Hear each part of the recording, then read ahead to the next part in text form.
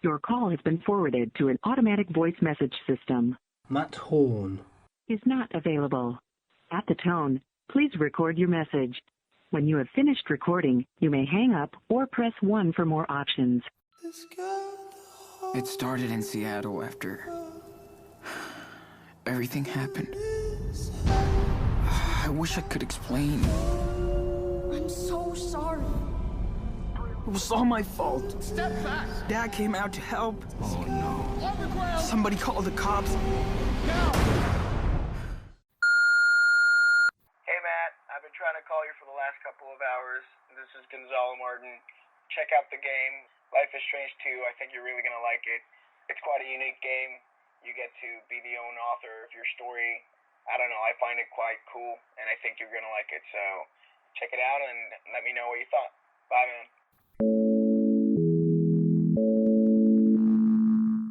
On the line, we have Gonzalo Martin talking to us.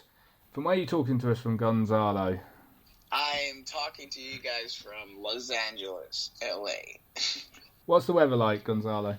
It's getting pretty chilly these days. Actually, it's sunny for the first time in like 2 weeks, which ain't much, but for us in California, it is quite a lot.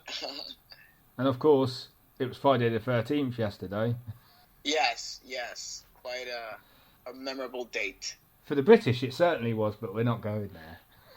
Oh, yeah, let's not. Oh, wouldn't you say, Gonzalo, that life is strange? Oh, absolutely, life is strange. Yeah, life is hella freaking strange. Which is the reason why we've got you here. Yeah, here we are. So obviously, Life is Strange 2, released as a full game in December, whereas it was sort of episodic across the year. Yes. On December 3rd, the last episode of the 5 full episode series came out. And I am so glad to have you, Gonzalo, because you are a major part of the game, aren't you? I don't know if a major part of a game. I think everybody is a major part of the game, considering it was a huge team effort to bring the game to life. But I was an important element of it, I'd say. You're playing one of the brothers, basically. I'm playing Sean Diaz, yes, one of the brothers. I play the character that you as an audience member will play. So, best question for you, Gonzalo. Easiest question of the lot. What was production of the game like for you? Well, it was quite an adventure. It was a journey, just like Sean lived through the journey. I lived through my own journey myself, and I grew a lot with Sean. It was over the course of 2.5 years, and it was many sessions through those 2.5 years where I got pushed to the extreme inside the booth on episode 1, recording episode 1, doing research for the character in order to really get into Sean's skin and into his shoes. I slept on the streets over the weekend so that I could really, know what it's like to be in those situations. And I definitely feel like I lived certain things that allowed me to grow with Sean as the journey went on and as I grew as a person and as an actor. So I'm grateful that I got the opportunity to bring Sean to life, because it allowed me to experience and live all of this. You've just obviously thrown something into the mix that I've got to follow up on, which is obviously you spent a night out homeless. Yes, I'd say so. Yeah, what was that like? It was crazy. I mean, because of a matter of time, I ended up picking like the worst weekend ever. It was the one weekend in LA where it was cold and it rained, so, it wasn't the best. I experienced a lot of things, from begging and being in the streets and talking with strangers, and yeah, it was quite an amazing experience where I learned a lot, and then I remember, the following week going into the studio to record once again the lines that we were missing for episode 1. I went in and I did line 1, boom, got it, okay, line 2, boom, got it, line 3, got it, until the director stopped me and said, you usually take, 5 or 6 takes, in order to get one line, and now you're, nailing one right after the other one. And I told him that I had followed his suggestion from a prior session where he had suggested that I'd go to the street, and hang out there during the day without having breakfast or lunch, and being there in the street with, other homeless people. He pushed me and insisted so much on that prior session that, I realized that I had to do it, and if I had to do it right, I had to go and sleep there. So I went ahead and did it in order to actually, bring the game for the next level for me, because I'd say that after that session, I'd say that day, that's when the game definitely changed for me. Not the game as a whole, but like the game for me in the sense of I felt like I gained the respect of the director, and we finally started understanding each other. And from that day, it was cruising on forward. And I felt like I finally had gotten into the skin of Sean and understood the journey that was ahead. I've got to ask the question now. What was Phil's reaction? Phil's reaction, I still remember it because it made me so mad at first. He didn't believe me. He was like, "No, you didn't." And said, "I didn't tell you to sleep on the streets." And I was like, "Well, I went and I did it." Anyways, long story short, he didn't believe me. And it was like that episode of How I Met Your Mother where Barney's like, "No, you did not. You're such a liar." "No, you did, didn't you?" So it was kind of funny. Because, at first he didn't believe me, but once I told him the things that I had gone through, he realized that I wasn't making it up. That's when I felt, that the things changed and that I earned his respect, and that we finally started understanding how important it was for both of us, and we started finally understanding each other. Well, obviously it's an episodic format, which a number of franchises have done, Half-Life being one. Telltale Games do a number of them. See, this is the thing with me. I'm not used to the episodic stuff. If I buy a game, I buy the full thing. And I'm thinking, does it work? Does the episodic thing work, really? Is it better that it's episodic? I mean, I don't know. That depends on every fan. Every person likes it different. It's just like when I watch a new TV series, sometimes you like it when it leaves you with cliffhangers, and then it leaves you wondering what's coming next and what's going to happen. It makes you think about the game or think about the show constantly, which is part of the fun. I sometimes, depends on the type of TV show, I sometimes like to binge watch it, and once it's done, I can watch it entirely instead of having to wait. But like I said, it all depends to every person's own liking. Obviously, it's number 2, as it's a franchise. Did you know much about the franchise before you signed on?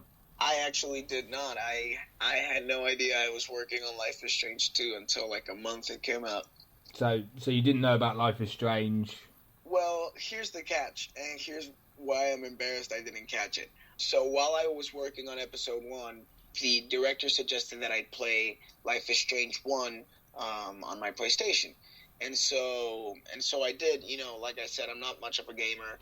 So I had to buy the game, and I started playing it, and I understood why he wanted me to play it, because like there were similar like voiceover type of dialogue to what we were doing.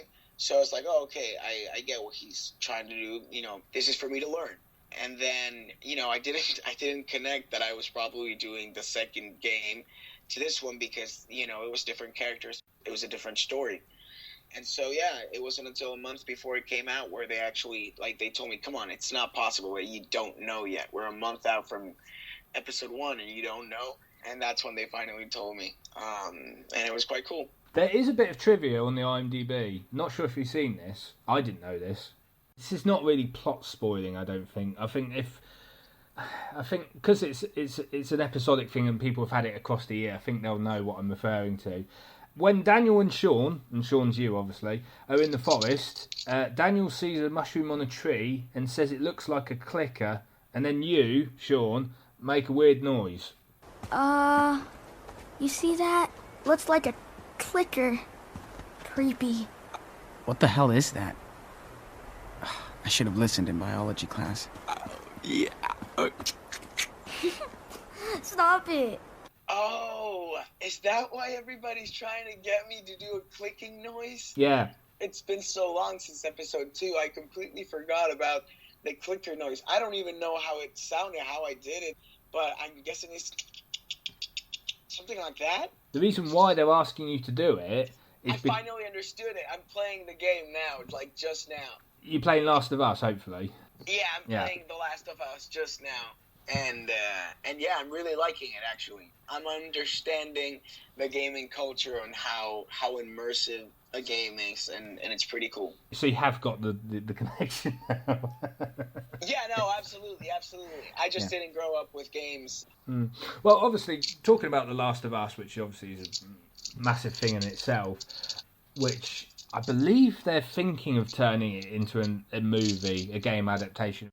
Could Life is Strange do it? Could they do a sort of, and I say episodic format here because that's what we've been talking about. Could they do a TV series maybe of it? They do it that way instead of an actual film? I mean, I don't know. You know, I think one of the unique things about this game is the fact that you get to make the decisions of the dialogue and the things that you explore and the big choices that you make, which I think you lose that in TV format or movies. I know that recently Netflix did it with one of their like TV shows with one episode, but you know, I don't know how well would that do. Maybe it's excellent, maybe it's not, but I think trying to jump the genre and the format from one type of entertaining display, meaning gaming, to, you know, TV or movies is kind of a hard thing to do, and I don't know, I'd be impressed to see it done. To see it get done. Are there any sort of funny anecdotes you can share about the production of episodes 1 to 5? Well, kind of hard to have many funny anecdotes when all the episodes are super dramatic, and you always have some dramatic scene during the episode. But definitely, you know, I had a lot of fun recording with Phil. It was just me and him in the booth, and the sound engineers, of course. But, you know, working with Phil, like I said, was a lot of fun because it was my first voiceover gig ever. And, you know, that means I have a lot to learn. I had even more to learn at first as well. So working with Phil, it was really cool because, you know, he made it relaxing. He made it fun. I would have problems with volume and with pacing. I would try to, like, say it super fast. And I also set it on a super low register. So he would always go, you know what I'm going to say? Volume. Or he would, like, go mute, or he would just, like, pretend the mic wasn't working just to get me to talk louder or to speak slower. But definitely, you know, it was a big learning curve for me, and good memories. And obviously, because it is your first one, obviously this was voiceover. Naturally, the next sort of jump is to mocap technology. Oh, absolutely. I would love to be part of, you know, more of the gaming culture and the voiceover culture. Definitely inside the voiceover culture, I would love to remain in the gaming culture, especially if I get to do a mocap game or something like that. That would be amazing. I'm looking forward to what's coming next, whether that be in the gaming world or the TV or film industry. Well, let's talk a bit about you, Gonzalo, you yourself. What made you want to get into acting in the first place? Well, I've always been into acting growing up. I was always a part of a school drama plays. You know, at first it was probably because it was kind of, you know, mandatory in school. I got super into it, and I would start trying to get the main roles, and eventually I started getting them, and I did it all up to my senior year of high school. But I never thought of it as a career. I never thought that you could do it. Thought you had to be born in the U.S. and, you know, become a child actor first, and then a grown up actor. So I never even thought of it. And I had another dream that I was pursuing when I turned 18 and I did my final performance. You know, in school, my family came to support because it was the final performance that I was going to do ever, and this was something that I really cared about. They all started telling me stop messing around with airplanes because I was going to study aeronautical science and do this for a living.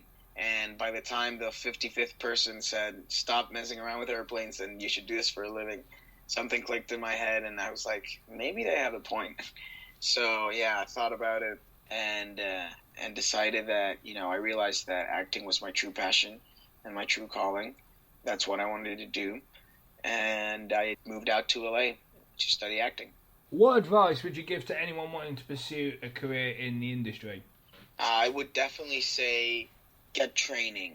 The most important thing, I think the first step is to educate yourself, to learn and get training, whether that be, in a college or with special acting programs that are a month long or 2 months long. Doesn't matter. But I'd say the first step is definitely training, and I say that's the step that a lot of people skip or miss, and they just come out here, thinking that acting doesn't require training, and that's how a lot of people, end up very discouraged and having to go back. And it's because the number one thing that you're supposed to do first is to learn something, learn your craft, really work on it, and then try to, go out and exploit it. You're going to get a lot of no's anyway, but you might as well get them when you're trained and you're ready to prepare them and receive them and work harder to improve on them than when you have no training and you don't know what to do with those no's and how to turn them into yeses. So, yeah, step number one, learn, study. Obviously, you've been in a number of things, number of different projects. Which actors and actresses have been your favourites to work with, and who would you like to work with in the future? Well, I've gotten to do a couple of things. Yes, I worked with Sally Kirkland, and I would love to work with her again. I recently finished producing a film called Back to Lila, where I got to work with a lot of incredible people. Cassie Harrison, Chris Lee, Emma Kinney, Charlie Pampton, Alex Felix. It was incredible to work with all of them. And all these people, I look forward to seeing them in future projects as well as all the other directors that I worked with. There's obviously roles that you could want, roles that you'd like. Is there any sort of characters you'd like to do? Oh, man. Yeah, there's so many. One of my favorite actors is Leo DiCaprio, and everything that he's done is so inspirational. And I'm like, I want to do a character like that one, and like that one, and like that one. But, yeah, if I had to do a superhero movie, I don't know. I recently saw The Joker, and I'm like, I would definitely like to be the Joker, for instance. So, yeah, there's so many different roles that I'd like to do. I think that's why I became an actor. I don't know. I definitely have to say it would be cool to play a supervillain. So, anything DC or Marvel, then? Oh, yeah, absolutely. It would be super cool. You're not a Trek fan? You're not a Star Trek fan or Star Wars? Or? Yeah, I like Star Wars. Star Trek, I never really super got into it. But, yeah, no, definitely Star Wars. Star Wars would definitely be another dream come true. I think it's hard to be in both of them, be a superhero and be in a Star Wars movie. I'm not sure how many actors did that, but I think you either do one or the other. But either or would be amazing. Well, I'm going to give you a 1 minute plug, Gonzalo. 1 minute plug to plug Life is Strange 2 and anything else you got coming up. Oh, thank you so much. Well, yeah, thank you everyone for checking out and playing Life is Strange 2. If you haven't, feel free to do it. I think you'll really enjoy it, and I hope that you do. For myself, if you want to keep updated with what I'm doing, you can follow me on social media and Instagram at I'm Gonzalo Martin. And, yeah, you can keep up with what I'm doing. Like I said, I have Back to Lila coming next year, When It Rings, and hopefully many other projects that are coming up ahead. Well, Gonzalo, it's been a pleasure interviewing you. Awesome. Thank you so much. Thank you so much for having me. Thanks very much. Bye-bye. Bye-bye.